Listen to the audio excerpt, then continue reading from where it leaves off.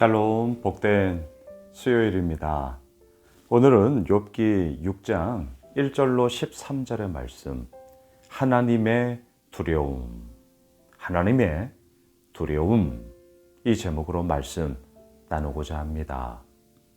대만 사람 엘리바스가 욥에게 말했습니다. 하나님의 징계를 네가 업신여기지 마라. 너는 하나님께 부르짖어라. 하나님을 찾아라. 너의 모든 일을 하나님께 의탁해라. 어제 우리가 5장에서 보았습니다. 너무 맞는 말이에요. 그래서 5장에서 우리가 이렇게 가야 한다라고 제가 저 역시 말씀드렸습니다. 하지만 우리가 전체적인 구도에서 어떠한 거였습니까? 진단을 잘못한 거예요. 헛다리 짚은 거예요. 대만 사람 엘리바스가 이렇게 말했던 그 근본적인 구조는 무엇입니까? 인과관계 속에 말했던 것이죠. 네가 잘못했기 때문에, 네가 하나님 앞에 죄악을 엄청나게 지었기 때문에, 어제 말씀을 거꾸로 뒤집으시면 돼요. 부르짖지도 않았기 때문이고, 너의 모든 일을 하나님께 의탁하지도 않았기 때문이고, 네가 하나님의 그 징계를 업신여겼기 때문에 이렇게 더 큰 어려움을 당하는 것 아니겠느냐라고 막 싸붙이는 거거든요. 자, 이제 우리가 오늘 6장에서 그 말에 대한 욥의 대답을 한번 들어봅시다. 막 친구가 이렇게 싸붙여요. 지금 상상하셔야 돼요. 욥이 뭐라고 얘기합니까? 6장 2절을 보세요. 나의 괴로움을 달아보며 나의 파멸을 저울 위에 모두 놓을 수 있다면 3절 바다의 모래보다도 무거울 것이라. 그러므로 나의 말이 경솔하였구나. 욥의 이 마음이 느껴지십니까?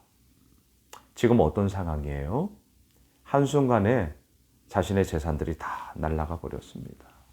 한순간에 10남매의 자녀들이 먼저 세상을 떠났습니다. 그리고 지금은 또 어떻습니까? 머리부터 발끝까지 온몸의 악성 종기로 인하여 너무너무 가려워서 질그릇 조각으로 거퍼 끓을 정도로 몸이 상해져 있는 그런 상황입니다. 기가 막혀요. 기가 막혀요. 그래서 얘기합니다. 나의 괴로움을 달아보며 나의 이 파멸을 저울 위에 놓아서 무게를 잰다면 어때요? 바다의 모래보다도 더 무거울 거야. 욥이 처절하게 자신의 삶의 이 괴로움과 아픔의 이야기를 하는 것이죠. 4절을 보세요. 전능자의 화살이 내게 박힘해 나의 영이 그 독을 마셨나니 하나님의 두려움이 나를 엄습하여 치는구나. 전능자의 화살이 본인에게 날라와 박혔습니다. 영이 그 독을 마셨어요. 어떻게 되죠? 하나님의 두려움이 나를 엄습함으로 나를 치는구나. 자, 오늘 말씀의 제목, 하나님의 두려움. 하나님의 두려움. 하나님으로 말미암아 이루어지는 그 두려움의 사건이 나를 엄습하여 치는구나. 자, 이 하나님의 두려움, 오늘 이제 말씀의 결론인데요. 그 하나님으로 말미암아 이루어지는 두려움이 나를 엄습하여 쳐요. 그리고 그러한 두려움이 결국 우리를 두려움으로만 끝나게 하더냐? 아닙니다. 저는 오늘 말씀의 결론을 이렇게 맺을게요. 하나님으로 말미암아 이루어진 두려움, 하나님의 두려움은 결국 우리가 어떻게 되느냐? 하나님을 위한 두려움으로 바뀌게 된다. 자, 하나님의 두려움이 결국 하나님을 위한 두려움으로 바뀌게 된다. 무슨 말입니까? 하나님으로 말미암아 이루어지는 두려움의 사건이 분명 우리들 가운데 있습니다. 제가 설교하면서 제 얘기 사실 엄청 많이 하잖아요. 이유가 뭔 줄 아십니까? 뭐 자랑하려고 아닙니다. 뭐 아무것도 없어요. 그럼에도 불구하고 왜 저의 이야기를 하느냐? 우선 첫 번째, 남의 이야기 할 수 없잖아요. 물론 허락을 득하고 제가 성도님들의 그런 삶의 이야기들을 가끔 할 때는 있습니다. 하지만 허락을 받고 하는 거예요, 저. 두 번째. 자, 일일이 모든 허락을 다 받을 수는 없잖아요.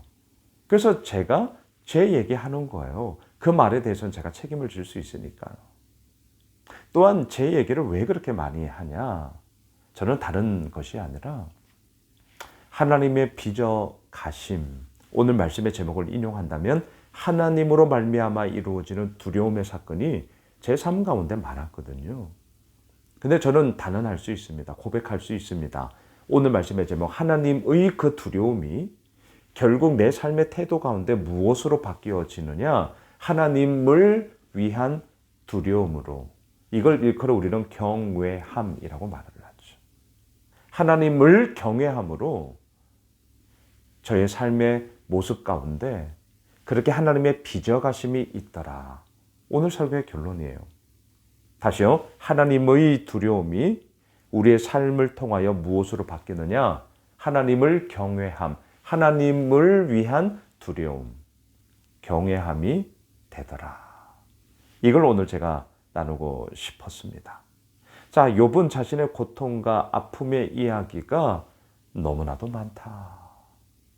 이 말은요, 전체적인 문맥 가운데는 엘리바스의 이러한 충고, 너 죄 때문에 이러한 어려움 당하는 거야. 라는 이 충고에 대해서 이제 욥기 6장에서 욥의 대답은 이거예요. 나 하나님 앞에 죄 지은 거 없다. 나 잘못한 거 없어. 나 진짜 잘못한 거 없다고. 이 얘기예요. 이 얘기. 자, 그 얘기를 한번 보실까요? 8절로 내려가시죠. 나의 간구를 누가 들어줄 것이며 나의 소원을 하나님이 허락하시랴. 반어법이죠. 지금 자신의 상황 가운데 이러한 일들이 없다라는 거죠. 9절. 이는 곧 나를 멸하시기를 기뻐하사 하나님이 그의 손을 들어 나를 끊어 버리실 것이라. 그리고 그 아픔의 이야기가 지금 내 가운데 이루어지는 것 아니겠느냐. 자, 그런데 놀라운 이야기를 합니다. 자, 10절. 그러할지라도. 그러나 역전이죠. 자, 그 반전이 나타나죠. 그러할지라도. 내가 오히려 위로를 받고 그칠 줄 모르는 고통 가운데서도 기뻐하는 것은 내가 거룩하신 이의 말씀을 거역하지 아니하였습니다. 여러분, 자, 다시 한번 봅시다. 전체적인 문맥 가운데서는 이 10절의 이야기가 이런 겁니다. 나 하나님 앞에 죄 지은 것 없다. 나 하나님의 말씀을 거역하지 않았어. 나 정말 하나님의 사람으로 온전하게 살고자 나 엄청나게 몸부림쳤어. 욥의 대답이 이거예요. 이거. 네가 잘못했기 때문이야. 네가 죄 지었기 때문이야. 너의 잘못에 대해서 빨리 회개해야 돼. 전능자의 징계를 없인 여기면 안 돼. 어제 본문에서 막 쏴 붙였잖아요. 그거에 대한 답으로 나 그렇게 한 적 없어. 나 하나님의 말씀을 거역한 적 없다고. 이 얘기예요. 욥의 이 항변, 욥의 이 답답한 욥의 마음이 얼마나 힘들었겠습니까? 자, 말씀을 정리하겠습니다. 오늘 욥기 6장을 시작하면서 말씀드렸어요. 하나님의 두려움. 무엇입니까? 하나님으로부터 이루어지는 두려움의 사건이 분명 있습니다. 엄습함이 있어요. 하지만 그 하나님의 두려움은 그 과정을 통하여 우리를 어떻게 빚어가느냐? 하나님을 위한 두려움. 다시 말하면 하나님을 경외함으로 우리를 이끌어 가십니다. 그리고 그 가운데 오늘 10절. 고통 가운데서도 기뻐한다. 이거 쉽게 말하면 안 됩니다. 고통은 말 그대로 힘든 거예요. 아픈 거예요. 어려운 거예요. 하지만 그 가운데서도 기뻐할 수 있는 것, 기뻐하는 것 뭐죠? 내가 거룩하신 이의 말씀을 거역하지 아니하였습니다. 사랑하는 예수 오미실 가족 여러분, 오늘 수요일을 하루를 시작하면서 우리 어떠십니까? 고통 가운데서도 기뻐하는 것은, 그러할지라도 내가 오히려 위로를 받는 것은 하나님의 그 말씀을 거역하지 아니하였습니다. 그리고 그 말씀 앞에 우리가 지금 서 있는 것 아니겠습니까? 바라기는 하나님의 두려움이 우리 가운데 분명 있습니다. 하지만 그 사건은 하나님을 위한 두려움, 하나님을 경외함으로 우리를 이끌어갈 것이고요. 고통 중에서도 기뻐할 수 있는 자, 하나님의 말씀을 거역하지 아니하였음이로다. 우리의 믿음의 고백이 되므로 주님 앞에 온전히 서게 될 것입니다.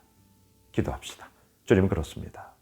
하나님이 이루어 나아가심과 하나님의 세워주심이 우리들 삶 가운데 너무나도 분명함으로 다가옵니다.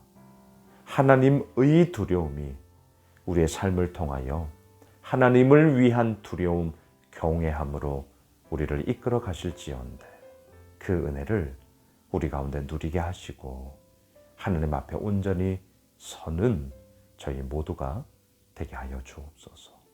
예수님의 이름으로 기도드리옵나이다. 아멘. 오늘 말씀 붙잡고 오늘 수요 저녁 예배 때는 설날 우리가 볼 본문을 제가 좀 미리 땡겨서 보려고 합니다. 잘 아는 말씀이에요. 미약한 시작, 창대한 나중. 이 제목으로 말씀 나누고자 하는데 많이들 오십시오. 함께 기도하는 시간 가지려고 합니다. 또한 오늘 말씀 붙잡고 우리 함께 기도하십시다.